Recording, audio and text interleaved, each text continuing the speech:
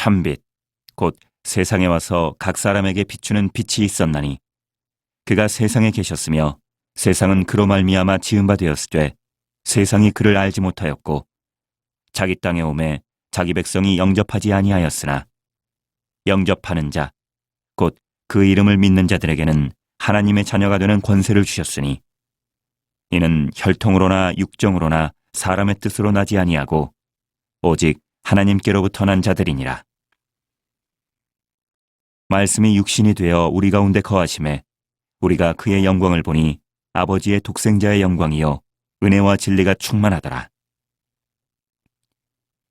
요한이 그에 대하여 증언하여 외쳐 이르되 내가 전에 말하기를 내 뒤에 오시는 이가 나보다 앞선 것은 나보다 먼저 계심이라 한 것이 이 사람을 가리킴이라 하니라. 우리가 다 그의 충만한 데서 받으니 은혜 위에 은혜로라. 율법은 모세로 말미암아 주어진 것이요 은혜와 진리는 예수 그리스도로 말미암아 온 것이라. 본래 하나님을 본 사람이 없으되 아버지 품속에 있는 독생하신 하나님이 나타내셨느니라. 자, 저 혼자 보기에는 아까운 영상이 하나 있어서 말씀 들어가면서 소개를 하나 하고자 합니다. 수제 사탕을 만드는 과정이 나오는 영상인데요. 본래 한 15분 정도 되는 긴 영상이지만 제가 좀 짧게 한 4분 정도로 편집을 했으니까 여러분도 한번 보실 수 있기를 바랍니다. 그럼 참 놀랍지 않습니까? 하얀 설탕을 녹여서요, 사탕의 베이스를 만들어요. 그리고 다양한 색소를 섞어서 색깔을 내고는 영상처럼 한데 뭉쳐버립니다. 근데 그냥 막 뭉치는 게 아니에요. 사장님이 다 생각이 있어서 설탕을 이렇게 뭉치게 되는 거죠. 그리고는 쭉쭉 늘리더니 스마일 무늬에 맛있어 보이는 사탕이 되었습니다. 사탕은 아마도요, 넣는 색소와 향에 따라서 맛이 달라지긴 할 거예요. 그런데 기본적으로는 달콤한 설탕 맛입니다. 근데 보기 좋은 떡이 맛있다라는 것처럼요, 예쁘게 만들고자 한 아이디어가 보기도 좋고 맛도 좋은 사탕을 만들어냅니다. 제가 이 영상 보면서요, 한 가지 생각이 들었던 건 이런 거예요. 하나님께서는 이 세상을 만드실 때 어떤 생각을, 어떤 계획을 가지셨을까라는 겁니다. 자, 사탕 같은 경우에도 이렇게 계획을 가지고 하나하나 만들잖아요. 그런데 더 복잡하고 큰 이 세상을 만드실 때는 하나님께서 어떻게 만드셨을까, 어떤 아이디어를 가지셨을까라는 생각이 들더라고요. 분명 하나님께서 보시기에 좋은 그런 세상이 창조되었어도요, 하나님의 자리에 오르려고 한 사람들이 반역죄를 저지를 것을 하나님께서는 이미 아셨을 거잖아요. 모르시고 세상을 창조하셨다면 하나님은 전지전능하신 분이 절대 아니십니다. 이 세상에 하루가 다르게 넘쳐나는 죄악들이 있고요, 그 중에는 하나님이 계시다는 것을 거부하다 못해 하나님을 모독하는 사람도 있어요. 이런 세상이 될 것임을 하나님께서는 뻔히 잘 알고 계시면서도 이런 세상을 창조하셨다라고 했을 때 마음속으로 드는 생각이 무엇입니까? 과연 이렇게 세상이 악하게 될 것을 아시면서도 창조하신 하나님은 과연 선하신 분이시냐라는 부분이 마음속에 부딪힐 수밖에 없잖아요. 그런 생각이 들 정도로 세상은 나날이 악한 길로 빠져들어갑니다. 그럼에도 불구하고 하나님께서는 세상을 창조하셨어요. 그러니 하나님께서는 태초부터 이 세상을 고장내고 병들게 하는 죄에 대해서, 또한 죄의 삭신 죽음에 대해서 대책을 가지고 계셨다라는 것을 의미합니다. 그리고 오늘 본문에서는 그 계획의 중심에 우리 주 예수님께서 계신다라는 것을 잘 알려주고 있어요.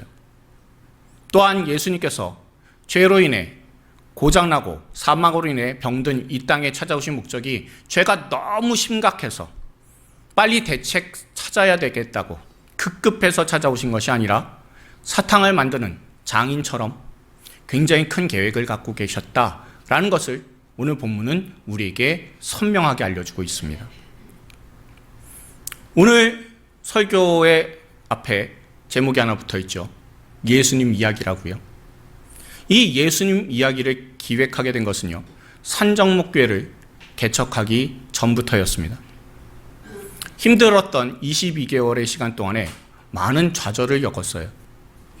교회에서 물러나야 하는 아픔을 겪었지만, 그렇지만 저도 예상은 다 하고 있었기 때문에, 그래서 막상 교회에서 떠나야 할 때 그 순간에는 별로 심적으로 타격을 입지는 않았습니다. 충격이 별로 안 컸어요. 근데 당황스러운 것은요, 이 어려운 상황이 얼마나 흘러갈지, 그 시간이 얼마나 걸릴지 모른다는 것이고요. 그와 더불어서 다시 내가 강단에 설 수 있는 그런 기회가 2번 정도 주어졌다라는 거예요. 다른 교회 청빙 원서에 잘 넣고요. 그리고 최종적으로 설교 테스트하는 그런 순간까지 올라갔었습니다. 2번 모두 설교 이후에 분위기가 괜찮아서 내가 이곳에서 다시 목회를 이어갈 수 있겠구나 라고 생각할 수도 있었어요. 근데 안 되는 거예요. 세상 사람들이 다 그렇지만요, 차라리 안 되면 아예 희망도 포기해버리면 속 편해요. 그런데 될 듯 하다가 안 되면요, 정말 실망스럽게 됩니다. 그리고 그때 받은 상처가 정말 오래 가요. 그리고 이 충격이 반복되는 일들이 이어지면요, 마음이나 생각이나 너무 상처가 커져서 생활 자체가 바닥을 치게 되어 있습니다. 그리고 내 생각과 현실이 함께 바닥을 치게 되면요, 그 전에 받았었던 상처가 다시 떠올라서 내 마음의 상처를 또 핥혀요. 계속해서 부정적인 생각을 만들어서 내가 그 어떤 일도 하지 못하도록 그렇게 만들어 나갑니다. 그럴 때 하필 저한테 50견 찾아왔어요. 마음이 우울하다 못해 정말 바닥을 치고 있는 상황인데 50견까지 와서 팔을 들지를 못하는 상황까지 왔으니, 그것도 양팔 다 그랬으니 얼마나 마음이 힘들었겠습니까? 점점 더 마음이 우울해지는 거예요. 여러분, 마음이 우울한 상태로 교회를 가게 되면 어떤 일이 발생하는지 아시는 분들도 있으실 거예요. 일단은요, 자리에 앉아 있는데 말씀이 귀에 안 들어와요. 그리고요, 그냥 교회 자리만 차지하고 있어요. 그 교회 예배 때 그냥 1인분 하고 있어요. 1인분. 그런데 어느 날 아내가 틀어놓은 유튜브 설교를 듣게 되었습니다. 그리고 갑자기 제 마음속에 저 교회 가서 예배를 좀 드리고 싶다 라는 생각이 들었습니다. 그래서 찾아간 것이 서울의 약수동에 있는 주내힘교회라고 김남국 목사님께서 목회하시는 교회였습니다. 제가 처음으로 찾아가서 설교를 듣는데요, 이런 말씀하시는 거예요. 예수님께서는 양 같은 우리에게 늑대와도 같은 세상에 보내시면서 비둘기처럼 지혜롭고 뱀처럼 지혜롭고 양처럼 순결하라 라고 말씀하셨습니다. 그런데 우리는 뱀처럼 지혜롭고 양처럼 순결하기는커녕 비둘기처럼 멍청하고 뱀처럼 사악하지 않습니까? 이렇게 무능한 우리를 하나님께서는 왜 세상에 보내실까요? 양과 늑대의 싸움은 뻔합니다. 반드시 늑대가 이깁니다. 양은 절대로 이길 수 없지만 양을 지키는 목자와의 얘기라면 상황이 달라집니다. 우리는 다 양 같아서 늑대 같은 세상을 이길 수가 없지만 목자이신 예수님께서 함께 하시면, 목자이신 예수님 편에 서 있으면 우리는 양이라도 반드시 승리할 수 있습니다. 이 설교를 제가 듣는데요, 여러분들처럼요, 입에서 아멘 소리가 나오는 거예요. 제가 그동안 13개월 동안, 교회에서 나온 지 13개월 동안 설교를 들으면서, 그 설교도 굉장히 큰 교회 가서 들었어요. 근데 입술에서 단 한 번도 아멘이라고 한 적이 없어요. 설교하시는 목사님들만 보면요, 마음에 이런 생각 들었습니다. 좋겠다고. 설교할 교회가 있어서 참 좋겠다고. 그 설교 잘 들어주는 착한 성도들이 있어서 참 좋겠다라고. 그렇게 마음속에 부러워하고 질투하기도 했습니다. 22개월 동안에 초중반에는요, 정말 교회를 다니면서 아멘이라고 한 적이 없어요. 그런데요, 이날 말씀에는 정말 아멘이라고 하는 그런 말이 제 입에서 나왔습니다. 그날 설교를 듣고 나오면서, 예배드리고 나오면서 제가 아내한테 이런 말 했어요. 이제 말씀이 좀 들리는 것 같다. 목회 현장을 떠난 지 13개월 만에 하나님의 말씀이 들린 날입니다. 오늘 본문 앞에 1절부터 5절에 이런 말씀이 있는데요. 우리가 유진 피터슨의 메시지로 한번 읽어보도록 할게요. 읽겠습니다. 처음에 그 말씀이 계셨다. 그 말씀은 하나님과 함께 계셨고 하나님도 그 말씀과 함께 계셨다. 그 말씀이 곧 하나님이셨다. 그 말씀은 첫날부터 하나님을 위해 준비된 말씀이었다. 모든 것이 그분을 통해 창조되었다. 그분 없이 창조된 것은 하나도 없었다. 존재할 수 있도록 한 것은 바로 생명이었으니 그 생명은 삶을 유지하는 빛이었다. 그 생명빛이 어둠을 뚫고 타올랐으니 어둠은 그 빛을 끌 수 없었다. 아멘. 하나님께서 말씀으로요 세상을 창조하셨는데 이 말씀은 생명을 주는 말씀이다라는 거예요. 아무것도 없는 세상이에요. 물질이 생겨나고 생명이 생겨나도록 한 말씀이 지금 우리에게도 생명으로 역사하고 있으며 말씀을 듣는 우리가 생명이 있다는 사실을 깨닫게 해준다는 귀한 말씀입니다. 그리고 그 말씀을 들을 때만 저와 여러분의 생명, 내 생명이 생명답게 누려질 수 있다라고 분명히 알려주고 있습니다. 그리고 말씀을 들으면요, 그 생명이 어둠을 뚫어낸다는 거예요.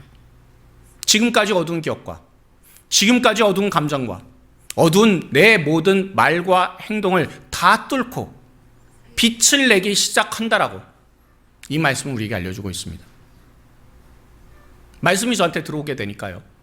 그러니까 그때는 캄캄한 상황이기는 하지만 또한 앞으로도 암담할 것 같은 그런 상황이기도 하지만 제 인생에 뭔가 환하게 빛을 비춰주는 느낌이 들었습니다. 그래서 제가 아내에게 이제 말씀이 좀 들리는 것 같아 라고 한 말은요, 이제 뭔가 쥐구멍에도 볕이 드는 것 같아. 내 인생이 암담하게만 느껴지만 않는 것 같아 라는 의미였습니다. 그러면서 뭔지 모르지만 13개월 만에 희망과 같은 생각이 들었습니다. 제가 그 당시에 들은 설교는요, 주내임교회 김남군 목사님의 예수 이야기 시리즈 설교였습니다. 그리고 제 마음속에도요, 이런 마음이 생겼습니다. 나도 언젠가는 예수님 이야기를 시리즈로 설교를 해야 되겠다고. 나도 이 땅에 살면서 더 많이 알아가고 더 많이 사랑하고 더 많이 닮아가고 싶은 분이 예수님 아닙니까? 나도 반드시 예수님 이야기만 실컷 하다가 나를 사랑해 주신 예수님께 돌아가겠노라 라고 다짐을 하게 되었습니다. 근데 한번 생각해 보십시오. 교회에서 내몰린 지 13개월이 지났고요. 그 당시에 저를 목사로 인정하는 사람은 아무도 없었습니다. 당장 설교하고 싶어도요, 설교할 교회도 없고요. 설교를 제가 한다고 해도 너같이 교회도 없는 목사의 말을 누가 들어주기나 한대라는 비아냥을 들을까 봐 엄두도 내지 못했습니다. 예수님 이야기 실컷 하다가 주님 부르시는 날에 달려가야지 라고 한 제 생각은요, 제 망상으로 끝날 것 같았습니다. 근데 지금 하고 있잖아요. 예수님 안에서 제 생각은요, 공상으로 끝나는 것이 절대 아니다라는 것을 알게 됩니다. 그리고요, 개척 초기에부터 이 예수님 이야기라는 것을 할 계획을 갖고 있었습니다. 근데 개척한 지 1년이 되지 않아서 코로나19가 닥쳤습니다. 중국 우한에서 발생한 전염병이 돌아서 교회도 위기가 닥쳤어요. 개척한 지 1년이 안 되어서요, 팬데믹 상황이 되면 특히 가장 크게 초기에 심하게 타격을 입은 곳이 대구 지역이라고 한다면 교회는요, 사실 문 닫아야 되는 겁니다. 근데 잘 버티고 잘 버텨서 여기까지 왔어요. 그러면 우리는요, 내일 당장 어떤 일이 일어날지 모르는 작은 교회이지만 교회의 본질인 예수님에 대해서 더 뚜렷하게 잘 알고 있어야 된다고 저는 생각해요. 지난주에도 말씀을 드린 것처럼 우리가 장차 예수님, 그 만날 예수님을 가슴에 설레임을 안고 그렇게 살아가려면 예수님을 잘 알고 예수님을 많이 알고 있어야 된다는 겁니다. 그래서 오랜 동안 마음으로만 품었었던 예수님 이야기를 이제부터 시작하고자 합니다.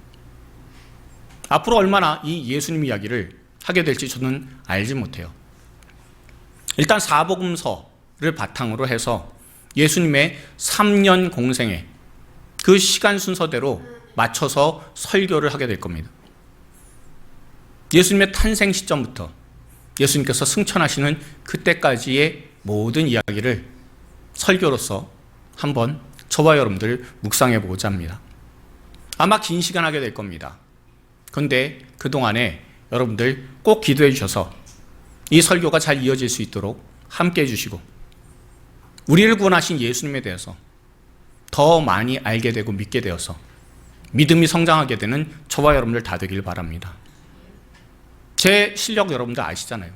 뻔한 거 아닙니까? 그래서 혹시라도 설교를 들을 때 마음의 은혜가 안 되시면 유튜브 가셔서 주의 힘교회 찾으시고 거기에서 예수 이야기라는 거 찾으세요. 그럼 김남구 목사님께서 저와 동일한 본문을 가지고 훨씬 더 은혜롭게 설교하는 내용을 여러분들 확인하실 수 있으실 겁니다. 조금 전에 읽은 말씀처럼요. 말씀은요. 우리의 어두운 마음, 텅 빈 마음, 혼란한 마음에 빛을 비춰줍니다. 그래서 우리의 마음과 생각과 말과 행동에 질서를 잡아주고요. 말씀 바탕의 질서를 통해서 우리가 생명을 생명답게 누릴 수 있도록 도와줍니다. 그리고 다시는 어둠의 권세가 저와 여러분을 지배하지 못하도록 막아줘요. 왜냐하면 말씀이 육신이 되어서 우리를 찾아오신 예수님이 그 안에 뚜렷이 나타나오기 때문에 그렇습니다. 말씀 자체이신 예수님께서 직접 찾아오셔서 생명의 역사를 우리가 체험할 수 있게 됩니다. 모쪼록 예수님 이야기를 통해서 저와 여러분들이 예수님에 대해서 더 많이 알아가서 그래서 예수님을 더욱더 사랑하게 되고 장차 우리가 주님의 나라에 들게 되었을 때 그때에 그 예수님을 확인할 수 있게 되는 저와 여러분들 다 되기를 바랍니다. 오늘 본문 11절에 세상을 창조하신 예수님께서 이 땅을 찾아오셨노라고 분명히 우리에게 알려주고 있어요. 말씀으로 세상을 창조하셨으면요. 무슨 뜻입니까? 이 세상의 주인이 바로 예수님이시다라는 거예요. 아까 본 영상처럼요. 사탕 장인이 사탕을 팔기 전까지는 다 누구 거예요? 그거 다 장인 거예요. 그 가게 주인 거잖아요. 자기 돈으로 사탕의 재료인 설탕 다 샀고요. 그리고 거기에 식용색소도 다 샀습니다. 그리고 자기의 노력과 자기의 아이디어로 예쁜 사탕도 만들었어요. 그러면 다른 사람에게 팔기 전까지는 그거는 다 자기 거예요. 혹시라도 사탕을 가져가는 사람이 있다면 그 사람이 바로 도둑입니다. 근데 세상에 예수님께서 당신의 집으로 찾아오셨습니다. 근데 사람들이 예수님이 주인이시다라는 사실을 전혀 깨닫지도 못하는 겁니다. 아니, 예수님께서 다양한 말씀과 기적을 가지고 알려주셔도요. 사람들은 거부 반응을 보이고 예수님을 인정하지 않아요. 우리가 이 말씀 한번 읽어볼게요. 요한복음 6장 64절부터 66절까지의 말씀인데요. 우리가 한 목소리로 한번 읽겠습니다. 그러나 너희 중에 믿지 아니하는 자들이 있느니라 하시니 이는 예수께서 믿지 아니하는 자들이 누구며 자기를 팔 자가 누구인지 처음부터 아심이로라. 또 이르시되 그러므로 전에 너희에게 말하기를 내 아버지께서 오게 하여 주지 아니하시면 누구든지 내게 올 수 없다 하였노라 하시니라.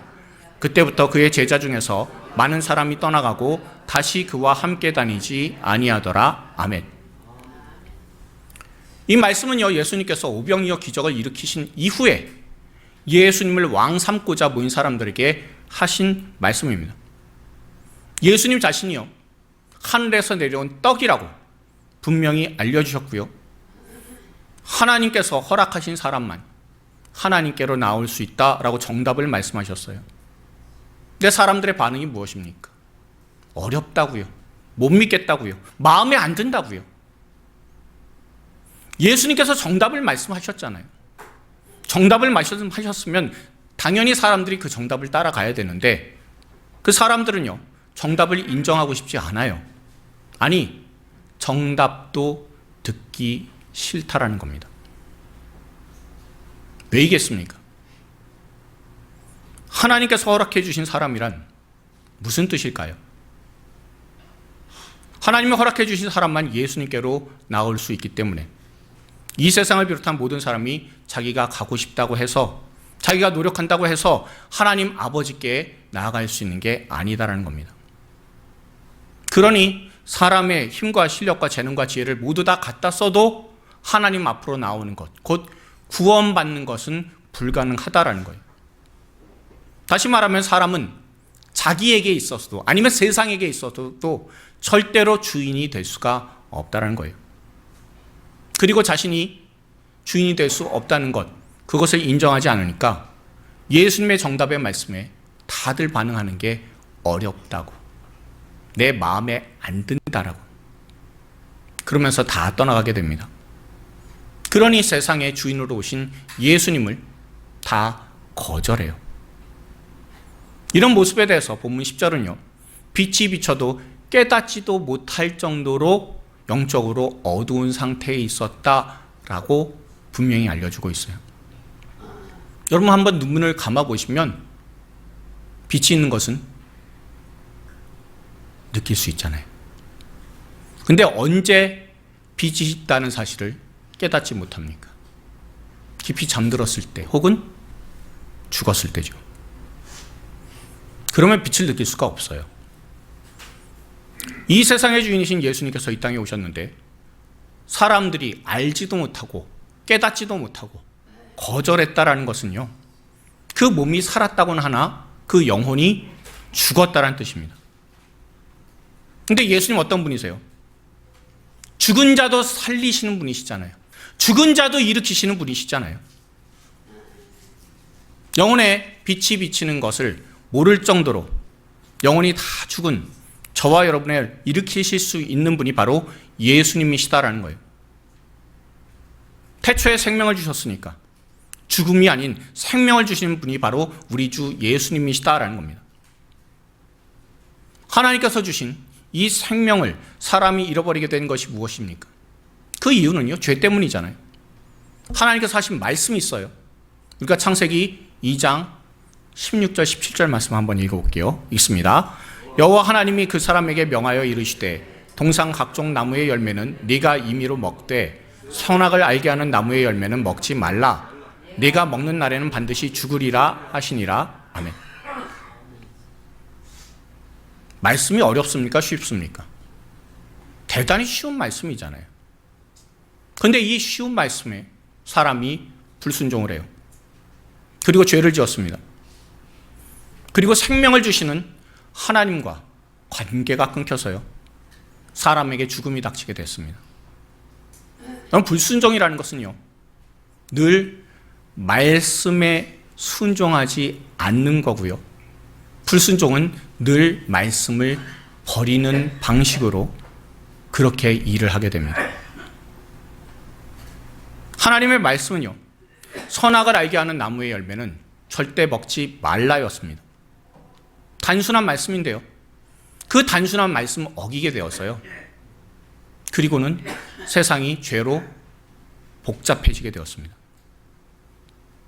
하나님의 말씀에 순종하면 하나님과의 관계가 이어져서 생명을 누릴 수 있게 되지만 하나님의 말씀에 불순종하면요, 말씀을 버리게 되면 죄로 인해서 반드시 죽게 된다라는 겁니다.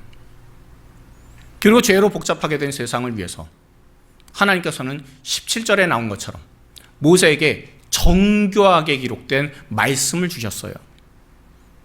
죄로 복잡하게 된 이 세상, 그러니 정교하게 이 죄를 이길 수 있는 그런 말씀들을 모세를 통해서 주셨습니다. 그게 바로 율법이에요. 근데 사람은 어떻게 합니까? 이 율법을 버리잖아요. 버리는 방식도 다양합니다. 하나님이 있기는 어디 있냐고. 그러면서 말씀 버리고요. 하나님의 말씀대로 살면 내가 세상에서 즐겁게 못 산다고. 그러니 반만 듣고 반은 흘려 듣자라고.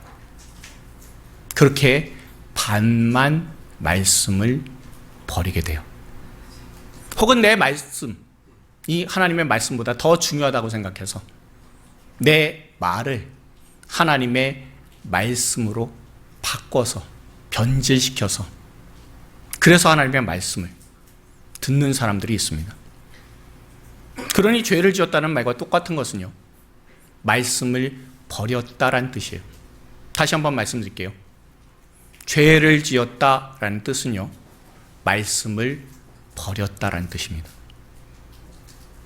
그리고 사람들은요, 말씀을 버리게 되니까 하나님 계심을 알지도 못하고 설령 느낌으로 안다고 해도요, 애써 부인해요. 그러니 사람들은 반드시 죽게 되어 있습니다. 그리고 사람이 죽는 것이 죄의 삭시라고 생각 안 하고요, 모두 다 자연 법칙이라고 생각하고는 죽음에 대해서 사람들은 절대 생각 안 하고 살아가요. 여러분은 죽음에 대해서 하루에 몇 번이나 생각하십니까? 저도 입술로는요, 사람이 한 번 죽지 두 번 죽냐고, 어차피 태어났으면 죽는 것 아니냐고, 그렇게 애써 태어난 척하는 경우도 많이 있습니다. 때로는요, 나 죽으면 화장한 후에 바다에 뿌려달라고 해야지 라고 매장 방식도 마음속으로 생각하는 경우도 있어요. 근데 생각 안 하는 게 하나 있더라고요. 정작 뭐 하다 죽을까 하는 생각 안 합니다. 여러분, 세상 떠나실 때 뭐 하다 세상 떠나실 겁니까? 이 땅에 태어날 때 내 계획 없이, 내 뜻과 상관없이 내가 태어났으니까 어떻게 죽으실지에 대해서도 계획하신 바가 없으십니까? 정말 여러분들의 마지막에 대해서 관심이 없으십니까? 그런데 하나님께서는요, 우리 믿음의 사람에게 그 마지막의 인생의 마지막에 있어서도 관심을 가지고 계시는 거예요. 아니, 하나님의 백성에 대해서 처음 이 땅에 태어날 때부터 계획을 가지신 것처럼 마지막에도 하나님께서 합력하여서 선을 이루시는 것. 제가 합력하여서 선을 이룬다라는 뜻을 뭐라고 말씀드렸습니까? 마지막이 끝이 좋게 만드신다라는 거잖아요. 이 하나님의 계획을요, 사람들이 아무리 거절해도, 사람들이 아무리 못 알아봐줘도, 아무리 사람들이 인정을 안 해줘도 독생자이신 예수님 보내셔서 예수 믿는 사람들은 다 구원하시겠다라는 것이 하나님의 뜻 아닙니까? 사람이 죄를 지어서 잃어버린 게 말씀이라고 했습니다. 죄는요, 항상 역사할 때 말씀 잃어버리도록, 말씀 잊어버리도록 역사를 해요. 그런데 하나님께서는요, 죄로 인해서 잃어버리고 잊어버린 말씀을 도로 찾아주시기 위해 말씀이 직접 찾아오셨노라고 우리에게 오늘 말씀하고 계십니다. 옛날 구약의 모세를 통해서, 그리고 선지자를 통해서 주신 말씀은 글로 전해진 말씀이에요. 그렇지만 말씀이 직접 사람과 만나서 밥도 먹고 대화도 하고 서로의 마음도 소통하기 위해서 살과 피로 오셨노라고, 육신으로 오셨노라고 오늘 본문은 우리에게 알려주고 있습니다. 하나님의 은혜가요, 손으로 만져지고 눈으로 확인되고 머리로 이해되고 가슴으로 공감되도록 예수님께서 살과 피로 이루어진 사람으로 이 땅에 찾아오셨다라고 주님께서는 오늘 말씀 통해서 우리에게 알려주고 있습니다. 생명의 말씀이자 세상을 창조하신 능력의 말씀 자체이신 예수님께서 왜 사람들처럼 살과 피가 되셔서 이 땅에 오셨습니까? 말씀을 잃어버렸잖아요. 그럼 말씀이 있도록 오시는 거예요. 우리가 잃어버린 게 말씀이면 우리가 말씀을 되찾을 수 있도록 예수님께서 직접 찾아오셨다는 겁니다.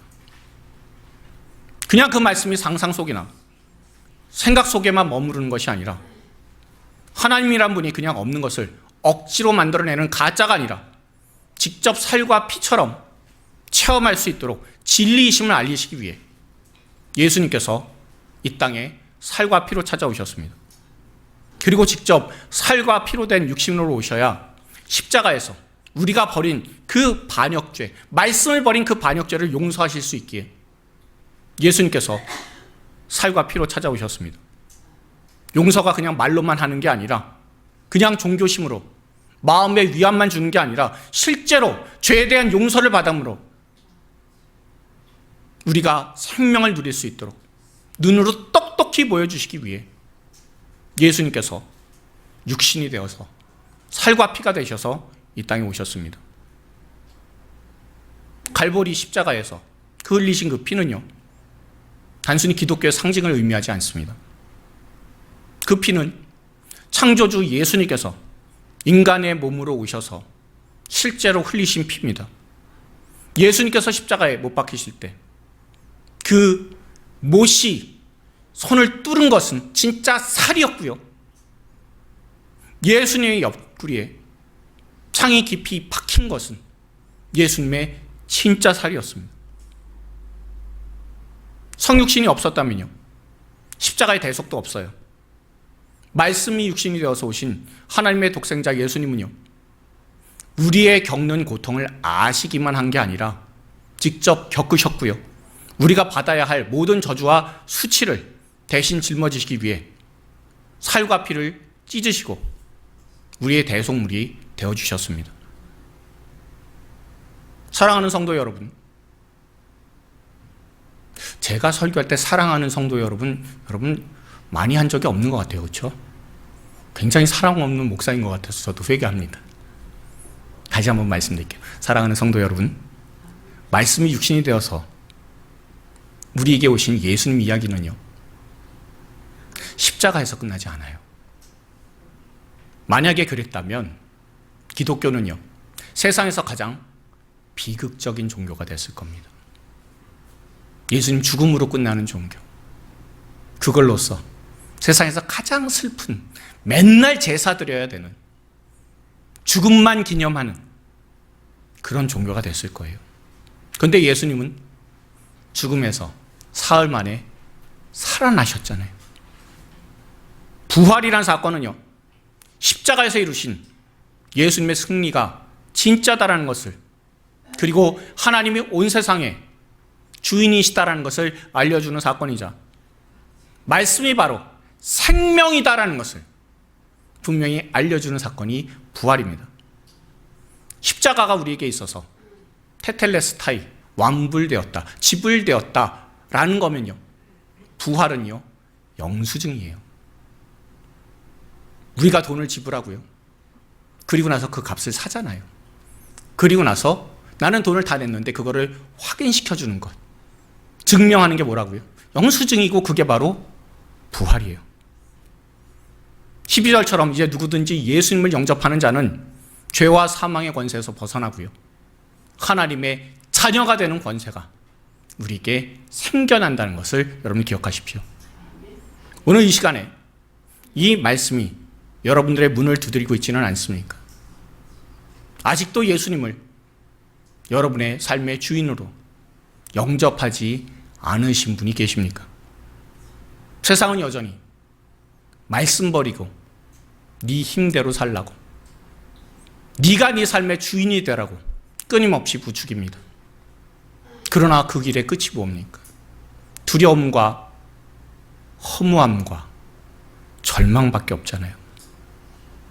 오늘 나를 위해서 기꺼이 살과 피로 오시고 십자가에서 그 모든 것을 내어주신 예수님을 나의 주인으로 영접할 수 있는, 믿지 않으시는 분들이 계시다면 꼭 그렇게 되시길 바랍니다. 그렇게 되면요, 반드시 하나님의 자녀가 되는 권세를 누릴 수가 있다라고 오늘 본문의 말씀은 약속하고 있어요. 그리고 이미 예수님을 나의 구주로 영접하신 우리 성도 여러분, 그 은혜, 그 십자가의 은혜, 살과 피로서 찾아오시고 그 살과 피를 찢으시고 흘리신 그 은혜를 저와 여러분들은 너무 당연하게 여기고 있는지 한번 돌아볼 수 있길 바랍니다. 창조물이 피조물이 되셔서 이 땅을 찾아오신 그 엄청난 사랑, 예수님의 그 살과 피의 그 사랑을 날마다 묵상하며 감사하고 계십니까? 우리가 받은 이 생명은요, 값싼 게 아니에요. 무려 하나님의 독생자의 피와 살로 우리가 얻게 된 거예요. 그러니 매일같이 이렇게 고민하십시오. 내가 이제 무엇 하다 죽을까라고요. 너무 살벌하게 느껴지시면 이제 내가 무엇 하다가 주님을 만날 것인가 라고 생각해 주십시오. 술 먹다 만나시겠습니까? 다른 사람과 다투다가 만나시겠습니까? 혹은 거짓말하고 사람들처럼 욕하다가 만나시겠습니까? 아니면 난 평생 불안하게 살았다, 난 평생이 불행했다라고 그렇게 원망하다가 예수님 만나시겠습니까? 저는요, 예수님 이야기하다가 주님 만나기로 결단한 사람입니다. 여러분들은 무엇 하다가 예수님을 만나실 계획이십니까? 우리가 지금 해야 될 일이 무엇입니까? 예수님께서 말씀이 육신이 되어서 이 땅에 찾아오신 것처럼 우리 또한 세상 속으로 들어가야 돼요. 말씀이 살과 피가 되어서 그 예수님께서 우리가 사는 세상 속으로 들어오셨던 것처럼 우리도 충만하게 주신 말씀의 은혜를 품고 우리의 가정과 우리의 직장과 또한 우리의 이웃에게로 나아갈 수 있길 바랍니다. 세상이 우리를 알아보지 못하고요, 예수님을 거절한다고 해도요, 실망하지 마세요. 예수님께서 이미 배척과 거부의 길을 걸으셨습니다. 우리가 말씀이 육신이 되어서 직접 찾아오신 놀라운 그 은혜와 사랑을 꾸준히 살아내게 될 때 누군가는요, 우리 안에 계신 그 예수님을 보고 그 말씀의 빛을 기억하고 말씀 앞으로 나아오게 되는 놀라운 역사와 은혜가 임하게 될 줄로 믿습니다. 말씀이 살과 피가 되신 그 놀라운 예수님의 사랑, 십자가와 부활로 우리의 구원을 이루어주신 그 은혜와 진리를 매일같이 말씀을 통해 누릴 수 있는 저와 여러분들 다 되길 바랍니다. 말씀의 은혜가 충만하게 되어서요, 예수님을 더 많이, 더 잘 알아갈 수 있는 저와 여러분들이 되기를 바라요. 말씀을 통해서 우리 안에 생명력이 더욱더 넘쳐나고 내가 말씀을 통해서 내가 살아있다는 것, 그것을 기억하며 내가 장차 무엇을 하다가 주님을 만날 것인가, 내 삶의 마지막을 늘 기억하고 기억할 때마다 말씀 앞으로 나올 수 있는 저와 여러분들 다 되길 바랍니다.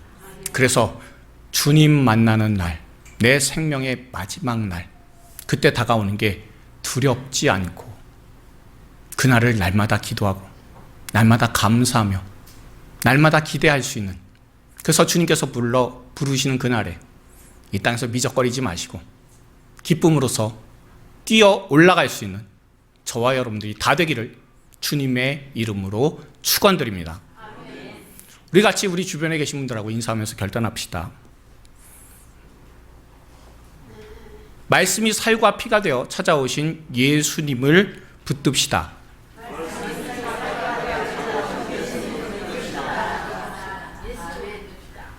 생활 가운데 말씀을 잊어버리지도 잃어버리지도 맙시다. 자, 마지막으로 한 번 더 하겠습니다. 우리 인생 이야기를 예수님 이야기로 채웁시다. 네, 꼭 그렇게 하셔서 저와 여러분들 모두가 예수님 이야기로 우리 인생이 가득 차서 항상 살과 피로서 찾아오신 예수님, 생생하게 느껴지는 예수님, 그 예수님 항상 붙들고 더 예수님을 사랑하게 되는 저와 여러분들이 다 되기를 주님의 이름으로 축원드립니다.